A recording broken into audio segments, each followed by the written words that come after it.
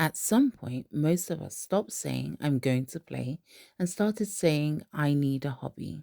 Because if I tell you I spent my Saturday gardening, painting, or baking, or building Lego, that sounds completely normal. But if I tell you I spent Saturday playing, it sounds somewhat childish. And that way of thinking is something I find fascinating. I design edible play experiences for children and adults for a living, so I spend a lot of time watching what happens when you put something playful in front of different people. There's a pattern I've noticed. Children don't seem particularly concerned about whether they're supposed to play. Give them some biscuits and icing, and they'll usually just start. Adults, however, are different. They'll say something along the lines of, what am I supposed to do? I'm not creative. Mine's going to look terrible. But give it some time, and those same adults are laughing, stealing each other's icing colors, and becoming ridiculously competitive about whose biscuits look better. So, do we as adults actually stop playing, or does something else happen? It turns out psychologists actually study something called adult playfulness.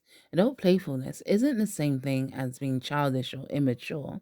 Researchers have described it as a tendency to frame or reframe everyday situations in ways that make them more entertaining, interesting, or stimulating. And when you think about it like that, you start noticing play everywhere in adult life, turning something completely ordinary into a competition, trying to make someone laugh when you're supposed to be serious, building something simply because you want to see whether you can, or spending an entire evening making something that serves absolutely no practical purpose.